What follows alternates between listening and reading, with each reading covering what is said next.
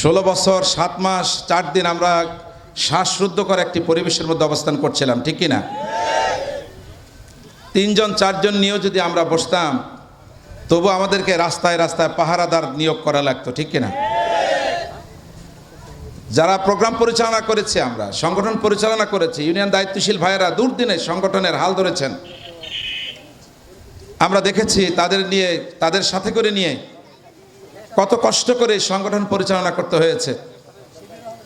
রাতের বেলা ঘুমাতে পারি নাই।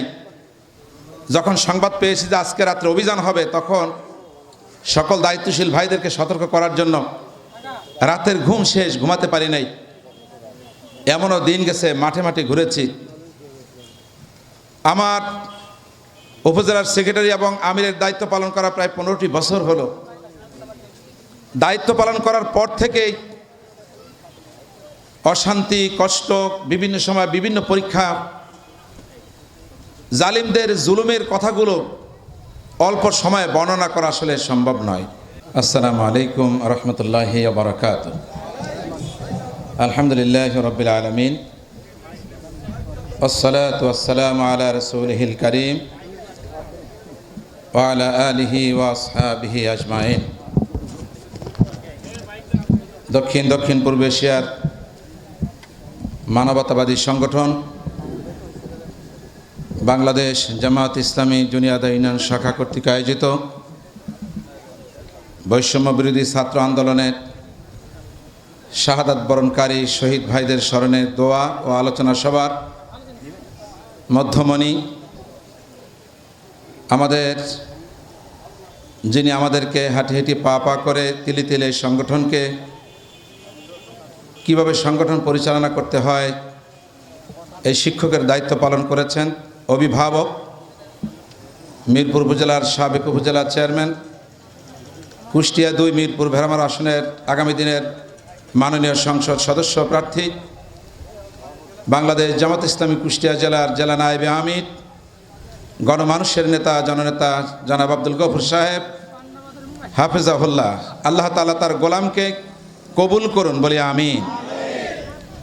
উপস্থিত আছেন ভেড়ামারা উপজেলা জামাতের ভারপ্রাপ্ত আমির জননেতা জনাব জালালউদ্দিন সাহেব, উপস্থিত উপজেলার সেক্রেটারি, সহকারী সেক্রেটারি সহ কর্মপরিষদ শুরার সদস্যবৃন্দ, বিভিন্ন ইউনিয়ন আমির এবং সভাপতিবৃন্দ, বিভিন্ন ইউনিয়ন থেকে আগত আমার একান্ত প্রিয়, আমার দুর্দিনের সাথী ভাইয়েরা, সাংবাদিক বন্ধুগণ, ছাত্র এবং জনতা ভাইয়েরা, আসসালামু আলাইকুম রহমতুল্লাহি ওয়া বারাকাতুহু।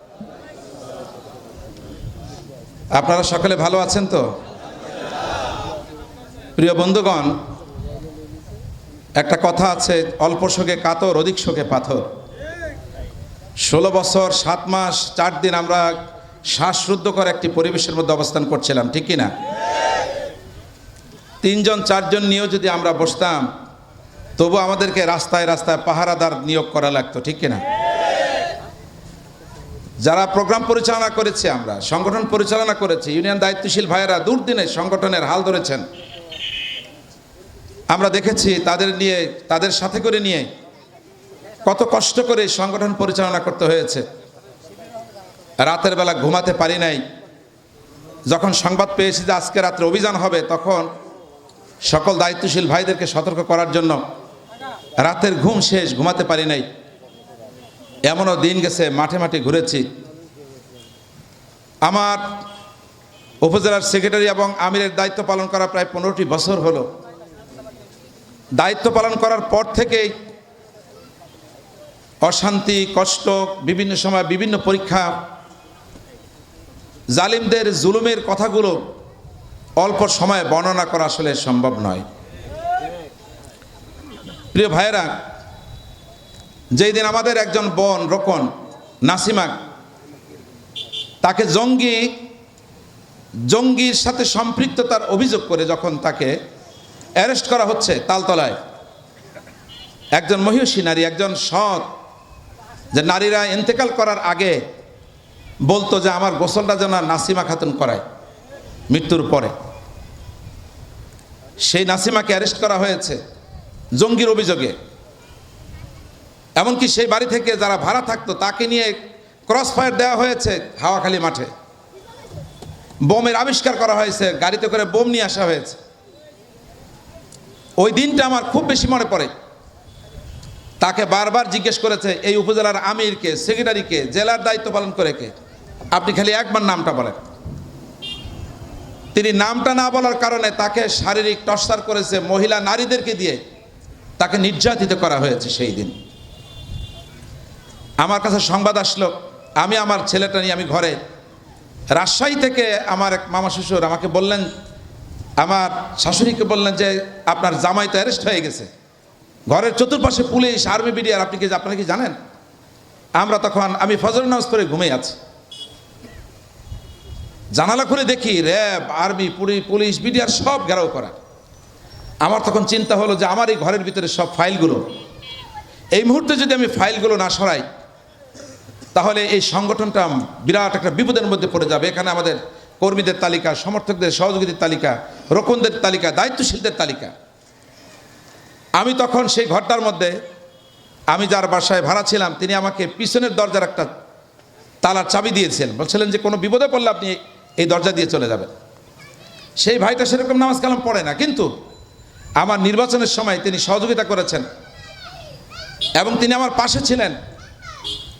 আমি ওই অবস্থা দেখে আমার ছেলেটাকে নিয়ে, আমি ছেলেটাকে বললাম তুমি আমার কোলে উঠো, আর ফাইলগুলো কি করা যায়।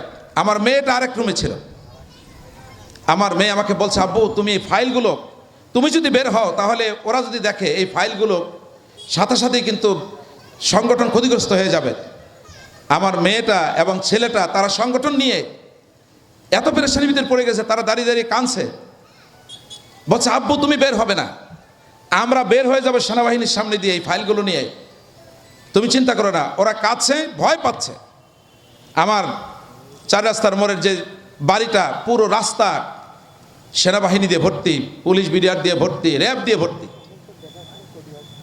এই বাচ্চাগুলো বস্তা নিয়ে, ফাইলগুলো নিয়ে সব সামনে দিয়ে বের হয়ে চলে গেল। আমি শুধু আল্লাহর কাছে সাহায্য চেয়েছি, আর ওরা খালি আল্লাহ আল্লাহ করছে, আল্লাহ তুমি আমাদেরকে রক্ষা করো, আল্লাহ তুমি আমাদেরকে রক্ষা করো। মানে ফাইলগুলো যেন কোনোভাবে পুলিশের হাতে ধরা না পারে। খালি সেনাবাহিনী যদি জিজ্ঞেস করে এই ব্যাগের মধ্যে কি, তাহলে কিন্তু ওরা ধরা পড়ে যায়। এর মধ্যে সংগঠনের পুরো ফাইল। ওরা এটা নিয়ে আল্লাহ আল্লাহ করতে করতে চলে যাচ্ছে জোরে জোরে। একটা রিক্সা পেয়েছে, 2 ভাই বোন রিক্সা করে নিয়ে অন্য জায়গায় নিয়ে ফাইলগুলো নিয়ে চলে গেছে। যাওয়ার পরে আমাকে ফোনে জানাচ্ছে যে তোমরা কোথায় আছো। আমরা স্যান্ডেল রেখে, আমি আর আমার ছেলে, মেয়ে ছেলে 2জন চলে গেছে। আমি এবার পিছন দিক থেকে আমি ঘরের পিছনে চলে গেলাম অন্য বাড়িতে। মহিলারা বলছে স্যার আপনি আমাদের বাড়িতে আসেন, আমাদের বাড়িতে আসেন, আপনাকে অ্যারেস্ট করে ফেলবে, এখানেও পুলিশ, এই আমাদের বাড়ির চতুর্পাশে পুলিশ। আমাকে পিছনের বাড়ির মহিলারা ঘরের ভিতরে আমাকে নিয়ে নিরাপত্তা দিয়েছে। আমার স্মৃতিবিজড়িত এই দিনগুলো আমি আসলে বলতে পারি না, অনেক কষ্ট করতে হয়েছে। সম্মানিত ভাইয়েরা, এই কষ্টকে, এই কষ্টের সঙ্গী, এই কষ্টের সাথী ছিলেন আপনারা। 2014 সালে নির্বাচনে সঙ্গী সাথী হিসেবে আপনারা কাজ করেছেন। 42,926 ভোট আপনারা দিয়েছেন। সম্মানিত ভাইয়েরা, এই যে বিজয়, এই বিপদ মুসিবত থেকে সব সময় কিছু সংখ্যক মানুষ বলতো কবে এর বিদায়টা দেখে যেতে পারবো, এই জালিমের বিদায় কখন দেখে যেতে পারবো। এই কথা মানুষের মুখে মুখে ছিল, কি বলেন ঠিক না? সম্মানিত ভাইয়েরা, এই বিপদ থেকে রক্ষা করেছেন কে? তাহলে সে আল্লাহর জন্য, সে আল্লাহর কাছে আমাদের কি করতে হবে? শুকর আদায় করতে হবে। শুধু আলহামদুলিল্লাহ বললেই কি হবে? বলি আলহামদুলিল্লাহ, জোরে বলি আলহামদুলিল্লাহ। আলহামদুলিল্লাহর সাথে আমি অনুরোধ জানাবো, নফল রোজা, দান সদকা, নামাজ বেশি বেশি করে আপনারা পড়বেন। আমার মনে হয় যে সেজদায় যদি পড়েও থাকি সব সময়, তারপরেও এই দুর্দিনের কথাগুলো আমি বলতে পারি না।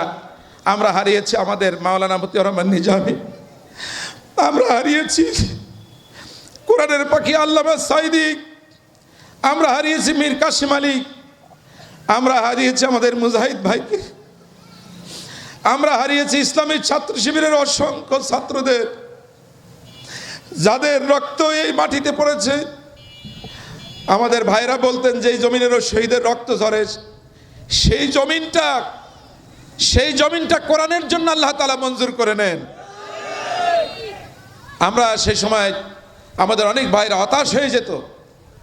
আল্লামা সাইদি সাহেব যদি আজকে থাকতেন, তাকে যদি পয়জন দিয়ে না মারা হতো, তাহলে তিনি সেই আনন্দ আজকে দেখে যেতে পারতেন এই দেশে।